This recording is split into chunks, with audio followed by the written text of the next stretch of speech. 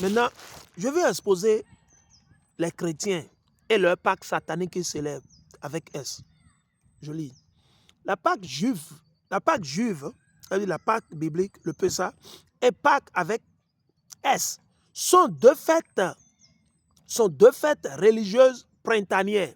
Printemps, vous avez le mot printemps ici, printemps, printanière, c'est-à-dire ça se célèbre dans le printemps et non dans l'hiver. Janvier, c'est toujours l'hiver. Février, c'est l'hiver.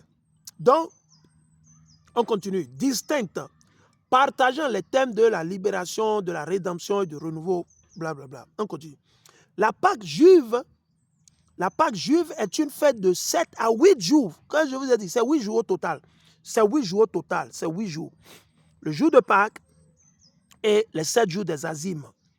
Il dit, commémorant les hôtes d'Égypte. On célèbre quoi? Les hôtes. C'est perpétuel. C'est une ordonnance perpétuelle. C'est une loi, un commandement perpétuel.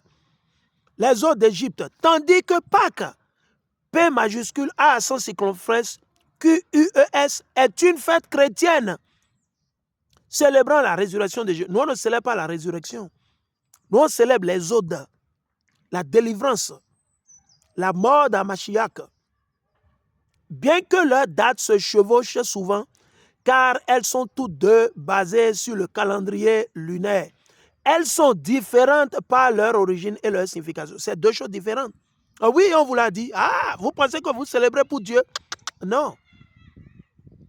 Il dit, la Pâque juive, Pessa, comme je l'ai dit, célèbre la libération des Israélites. La libération des Israélites de l'esclavage en Égypte. Or que la Pâque célèbre, on dit, durée. La Pâque juive dure 7 jours à 8 jours. Pâque chrétienne est célébrée un seul dimanche. Imaginez, c'est la folie. C'est le 5 avril, ils vont célébrer. Nous, on célèbre le premier coucher du soleil au 2 coucher du soleil. Et on continue avec la fête des Azimes. Nulle part, vous n'allez jamais entendre les chrétiens parler de la fête des Azimes, des pains sans levain. Et c'est ça que vous voulez suivre. C'est ça que vous voulez défendre. Vous voulez défendre le christianisme. Ah bon? Ok, continuez à les défendre. Vous allez mourir avec votre religion. Il dit, Pâques chrétienne satanique est célébrée un seul dimanche. Après les 40 jours de carême, Dieu vous a dit, ou dans la Bible c'est écrit, Dieu a dit, a commandé à Moïse, avant de célébrer Pâques là, il faut faire carême de 40 jours. Ça n'existe pas. Ça, c'est des rituels sataniques que vous faites. Nulle part Dieu a dit de jeûner avant de célébrer Pâques. Qu'il faut jeûner 40 jours. L'antenne. Non. Et avant les 50 jours du temps pascal, on continue. Origine. La Pâque juive est prescrite dans la Bible hébraïque Torah. Ah bon? Non. C'est prescrit où? Waouh! Il dit quoi? La Pâque juive est prescrite dans la Bible hébraïque, le Torah, comme un mémorial permanent. Je l'ai lu où? Dans Exode. J'ai lu ça dans Exode, dans Deutéronome, dans Lévitique, dans Nombre. Ok? C'est un mémorial permanent. Pâques avec S a été officialisé. Par qui? Les satanistes. Par qui? Baal. Par qui? Les faux blancs. Pâques avec S a été officialisé par le concile de Nicée. Le concile de Nicée, ça ne vient pas de la Bible. Le concile de Nicée en 325, en l'an 325, après Jésus-Christ. Ok, on va continuer. Symbole et tradition. La Pâque juive comprend le seder, le repas traditionnel avec la matzah, le pain azim et le vin. Les traditions pascales incluent les offices religieux, incluent les églises. Il dit quoi? Les œuvres décorées, ça c'est pour Satan. Où Dieu a dit à Moïse et à Aaron qu'il faut aller chercher, courir après les œufs et les colorer. Ça n'existe pas, c'est Satan qui vous a montré ça. Vous avez vu? Il dit quoi? Ils vont chercher quoi? Les œufs.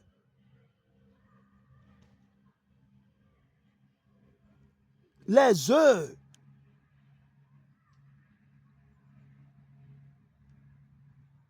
Ok? Je viens. Hein?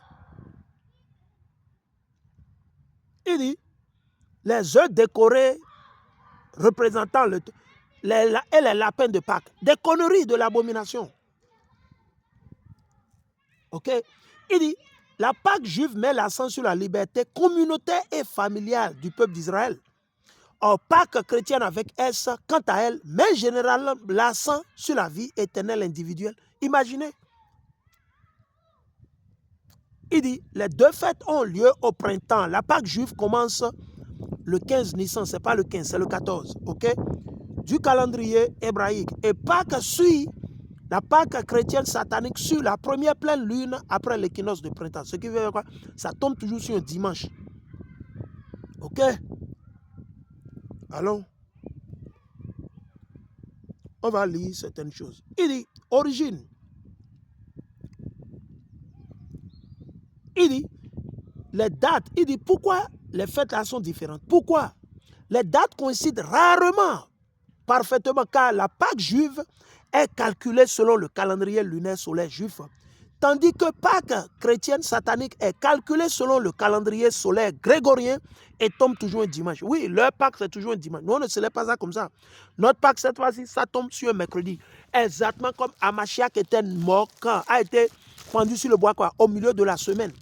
Et quand vous comptez ça, cette fête-là, c'est pour ça que beaucoup de catastrophes vont se passer. Au Bénin, au Togo, au Burkina, partout. Vous savez pourquoi?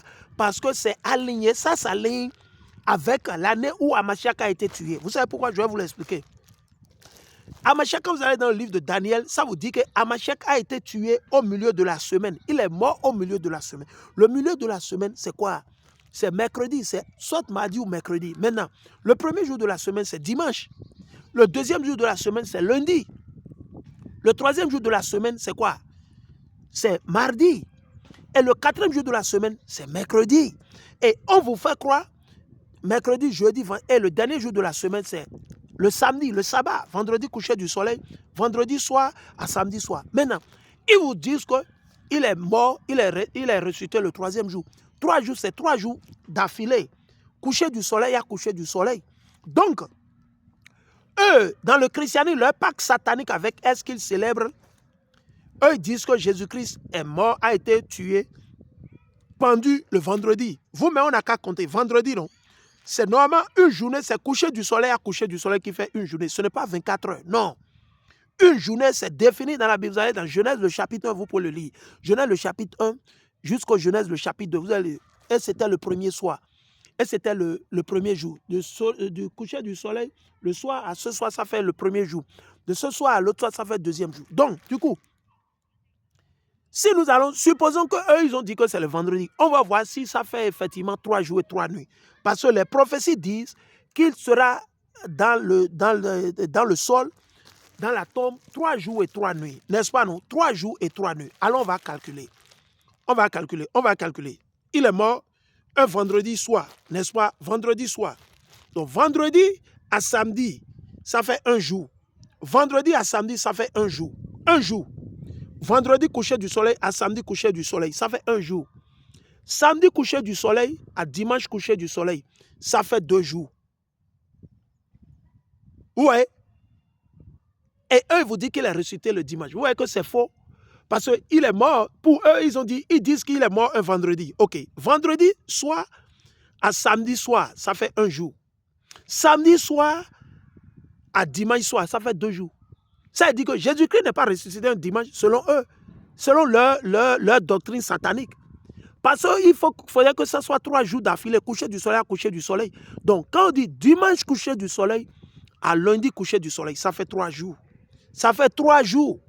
Or, nous, selon la compréhension que nous avons reçue de l'Éternel, de l'Esprit Saint, Hamashiach est mort un mercredi. Un mercredi. Et pourquoi je vais vous le montrer? Parce qu'il est ressuscité, il est mort très tôt après le sabbat. N'est-ce pas? On va compter. Ok? Mercredi soit coucher du soleil à jeudi coucher du soleil. Ça fait un jour. Jeudi coucher du soleil à vendredi coucher du soleil. Ça fait 2 jours. Vendredi coucher du soleil à samedi coucher du soleil. Ça fait 3 jours.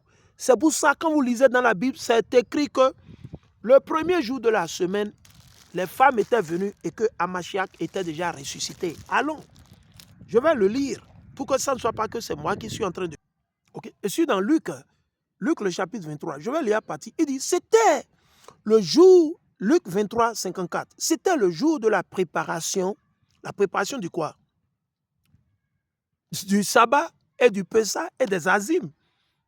C'est 3 sabbats ensemble. Et cette année, c'est comme ça. C'est 3 sabbats ensemble. Le mercredi, coucher du soleil, c'est un sabbat.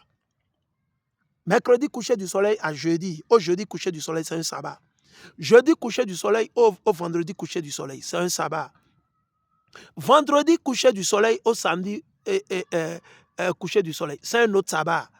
Imaginez, 3 sabbats d'affilée. C'est une bénédiction. Ça n'arrive pas comme ça. Ce n'est pas toutes les années qu'on a ça.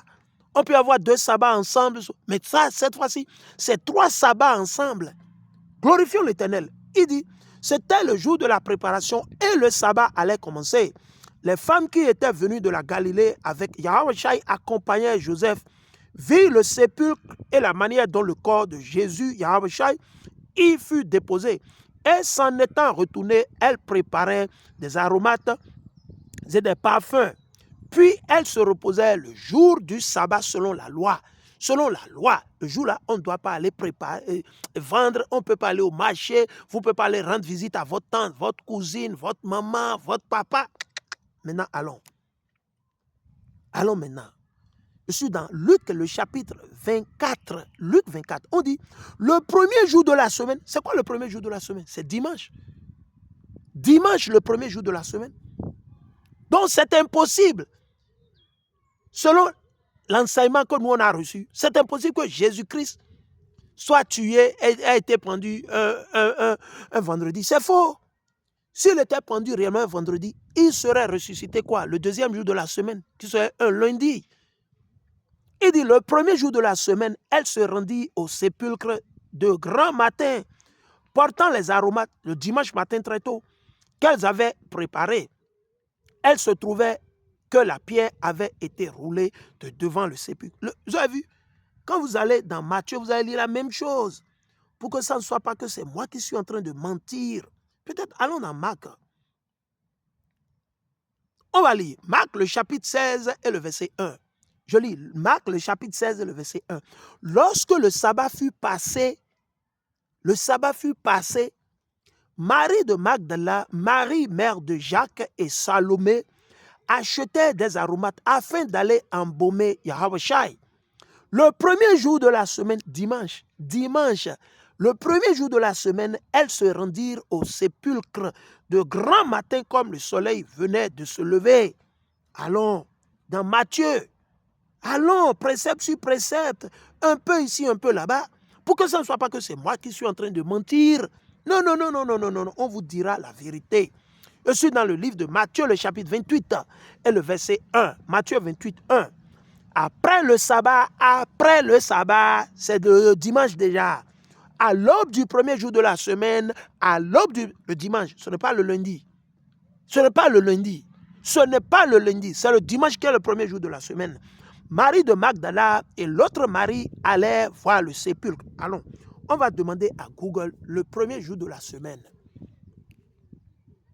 Le premier jour de la semaine. Ok?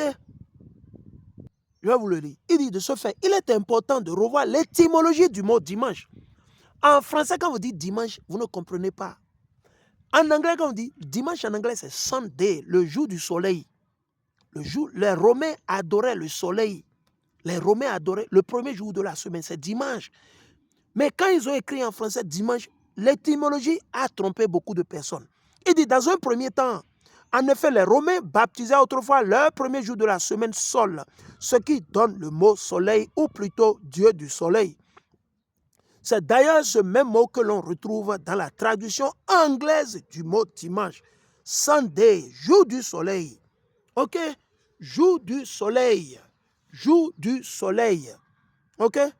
Allons. Il dit, dans la 7e édition du dictionnaire de l'Académie française, dans la 7e édition du dictionnaire de l'Académie française, paru en 1878, l'institution considérait déjà le dimanche comme le premier jour de la semaine. Le premier jour de la semaine. Le premier jour de la semaine. Quoi? Le dimanche. Allons, calendrier. On va demander calendrier maintenant.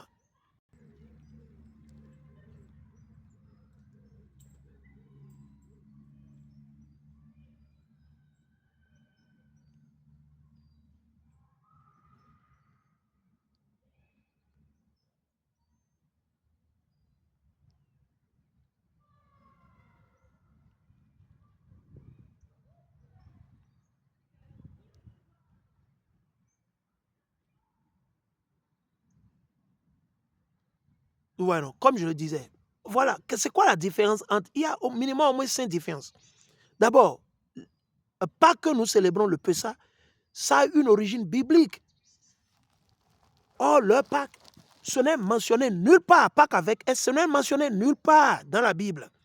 L'origine de la Pâque juive se trouve dans l'Exode 12. Exode 12. OK? Il dit, les Israéliens étaient soumis à un dur esclavage sous le joug du pharaon égyptien qui refusait de les libérer. Comme aujourd'hui, quoi? La France refuse de nous libérer. Comme l'Union européenne refuse de nous libérer. Les États-Unis d'Amérique refusent de nous libérer. Les Chinois, les Arabes, ils refusent de nous libérer du christianisme, de l'islam. Ils refusent. Dieu envoya une série de plaies sur l'Égypte et s'apprêtait à infliger la 10e et dernière, la mort des premiers-nés.